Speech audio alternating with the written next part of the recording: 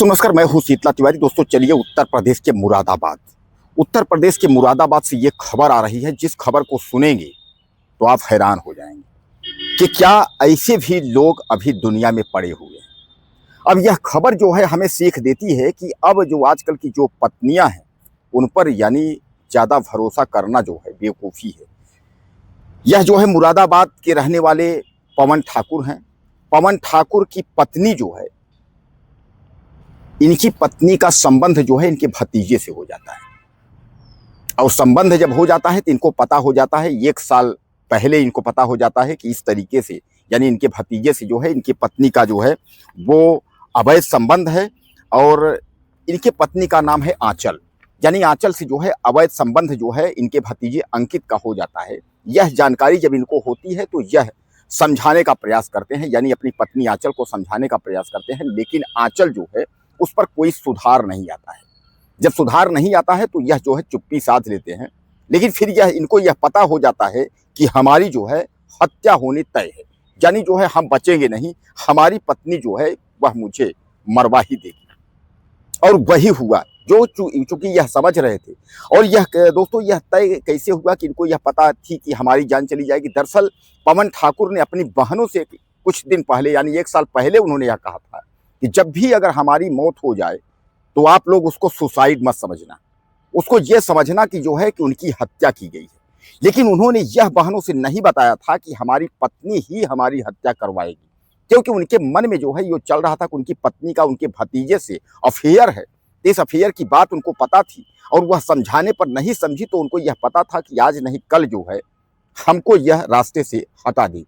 और उसके बाद वही हुआ कि आंचल और उसका प्रेमी अंकित यानी चाची और भतीजे ने जो है तय किया कि इसको रास्ते से हटाना है।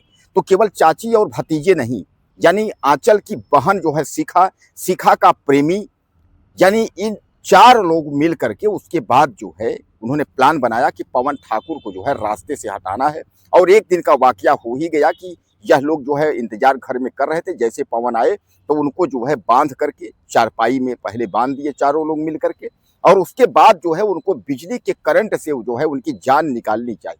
लेकिन बिजली के झटके से जो है उनकी जान नहीं गई। तो उसके बाद जो है यह लोग उनको जो है जहर पिलाए, यानी जो है करंट की झटका देने के बाद जहर पिलाए। जब तक उनकी सांसें थमती तब तक जो है ये जो शिखा अपने यानी चाची अपने भतीजे के साथ वहीं जो है संबंध बनाने लगी, यानी पति के सामने ही जो है वह अश्लील हरकत सुहाग रात की तैयारी करके वहीं जो है सुहाग रात मनाने लगी। वह संबंध में जो है लिप्त हो गई, रंगरलियां मनाने लगी। यानी सामने जो है पति की मौत हो रही है और वही पत्नी उसके सामने जो है वह जो है संबंध बना रही है।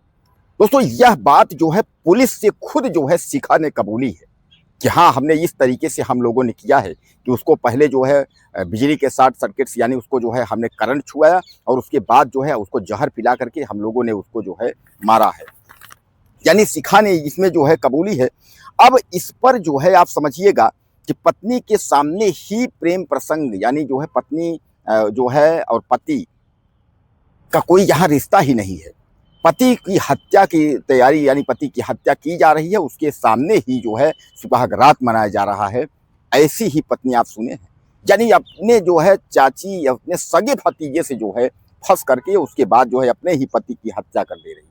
तो ये पहला बात नहीं है। इस तरीके की हत्याएं उत्तर प्रदेश में आपने देखा कि कितनी हत्याएं उत्तर प्रदेश में हो रही हैं। और तमाम जो है पत्नियां जो है कोई भतीजे से चाची भतीजा का रिश्ता है, तो कोई मामा से फंसी है, तो कोई कहीं फंसी है, और इस तरह जो है अपने पतियों को जो है रास्ते से हटाने का पूरा प्रयास कर रही हैं और कर भी रही हैं।